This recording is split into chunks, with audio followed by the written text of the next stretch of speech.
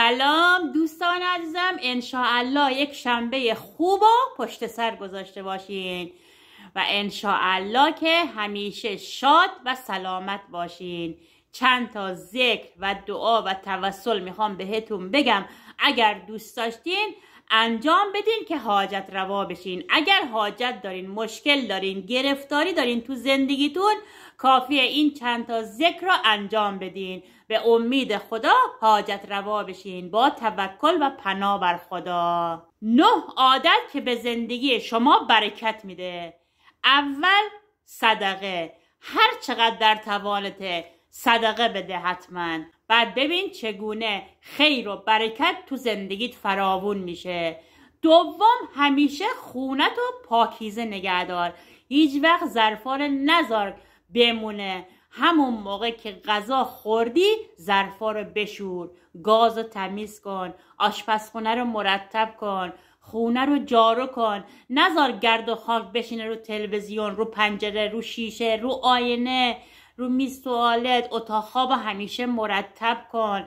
انشاءالله که با این کارت رزق و روزی فراوون و شادی و سلامتی تو خونت پر باشه. اگر در توانته به نیازمندان غذا بده، حتی شده یه دونه نون، دوستان عزیزم، چون شاد کردن دل یکی خیلی پیش خدا حرمت داره. یه میتونین گلدون نگه دارین، گل و گیاه نگه دارین، هر چند کوچیک، یه گلدون کوچیک، ولی حتما تو خونه نگه دارین که باعث میشه آدم سرافراز بشه، شاداب بشه. وقتی گل رو میبینی انگار یه زندگی دوباره داری میکنی. انقدر گل رو زندگی تاثیر میذاره. هر روز 1 صفحه قرآن بخون. نمیخواد یه عالم قرآن بخونی، اگه 1 صفحه هم بخونی پیش خدا عزیز و محبوبی. نماز اول وقت همیشه بخون، نذار بگذره بمونه بعدن بخون. همون اول که اذان دادن حتما نمازتو بخون. روز خودتون رو با صدقه و با نماز شروع کنین. صبح زود اذان صبح که داد حتما نمازتو بخون، صدقه هم بذار کنار. قبل از هر کاری بسم الله الرحمن الرحیم یادت نره، آیت الکرسی یادت نره. دوست عزیزم ذکر بگو. داری میری بیرون خرید میکنی، ذکر بگو. همیشه صلواتو بفرست، چون خیلی ثواب داره و باعث میشه مشکلاتمون یکی یکی، گره های زندگیمون باز بشه. برای گذشتگان هر روز میتونی یه سوره توحید، یه سوره حمد بخون، همیشه یادشون باش. این عادت ها رو وارد خون زندگیت کنی، دیگه هیچ وقت نه غم داری نه غصه. زندگیت پر از شادابی و نشاطه، پر از سلامتی و برکته و برکت رو از همون روز اول تو خون زندگیت میبینی. به امید خدا. عادتی که اگر وارد زندگیت کنی همیشه مهمون خونته. هر روز اگه این کار رو انجام بدی، بعد میبینی که چجوری سرزنده‌ای، نشاط داری، خوشحالی، دلهره نداری، استرس نداری اگه این کارا رو انجام بدی. همیشه میترسی، گاهی وقت آدم میترسه، میخواد بره بیرون یا بچهش میخواد بره بیرون میترسه. کافیه 9 مرتبه آیت الکرسی بخونی.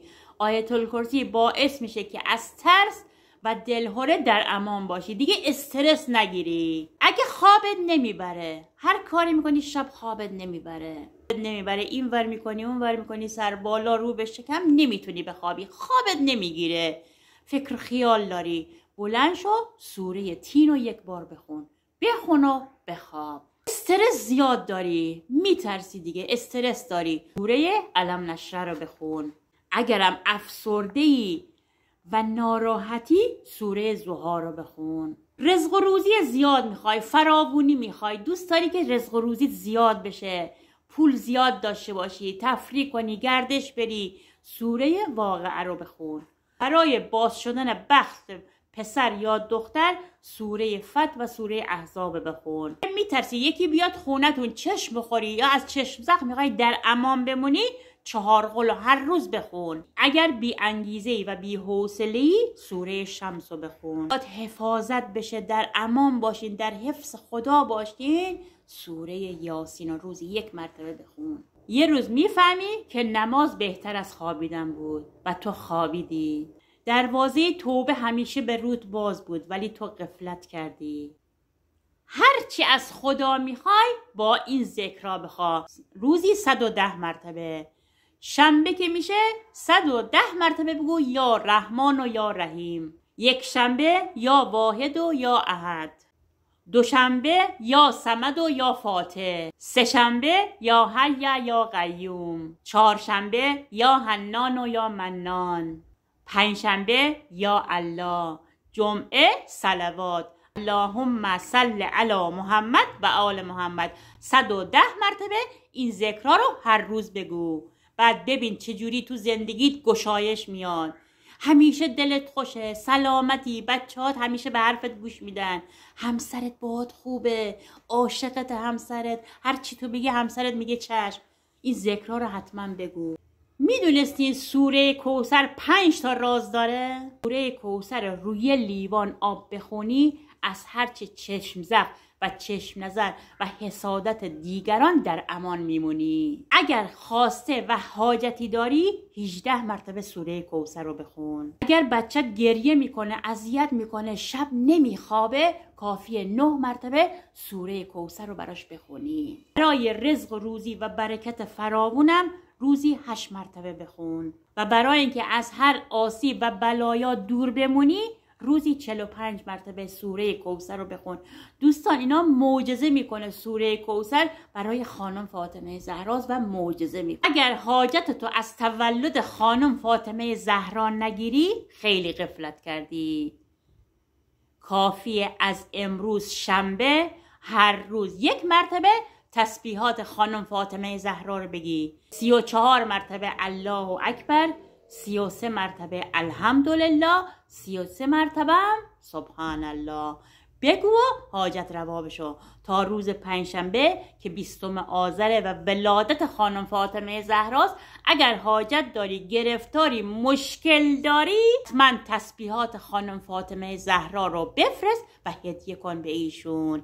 هر روز بگو تسبیحات خانم فاطمه زهرا رو. توسل به خانم فاطمه زهرا زیاد دوستان، از دست ندین. دیگه نمیاد این روزهای قشنگ، دیگه نمیاد این روزها. نماز استغاثه بخونین، نماز استغاثه خانم فاطمه زهرا. نمیدونی چقدر حاجت میده، نمیدونی چقدر مشکلات حل میکنه، گرفتاری تو برطرف میکنه. همش 2 رکعت دوستان، خیلی آسونه، خیلی راحته. انشاءالله خانم فاطمه زهرا دست رد به سینت نمیزنه. یک توسلم به خانم فاطمه زهرا اینجوریه: هر روز 1001 مرتبه تا روز ولادت ایشون میخونی. آیه 83 سوره انبیا. خیلی راحته. اول وضو میگیری و رو به قبله میشینی، 1001 مرتبه میخونی. انشاءالله که خانم فاطمه زهرا حاجت روات میکنه. تا حالا فکر کردی چرا بعضی روزا قفل شدی، کارت سخت شده، اصلا کارت پیش نمیره؟ توسل کن به خانم فاطمه زهرا. تسبیحات عربه بفرست، نماز استغاثه بخون، توسل کن به ایشون. انشاءالله که حاجت روا میشی. 20 آذر ولادت خانم فاطمه زهراست. محال حاجت نگیری، محال حاجت نگیری. 2 رکعت نماز بخون، نماز استغاثه که بهتون گفتم خیلی آسونه. اگر مشکل داری، گرفتاری، نماز خانم فاطمه زهرا رو حتما بخون. التماس دعا.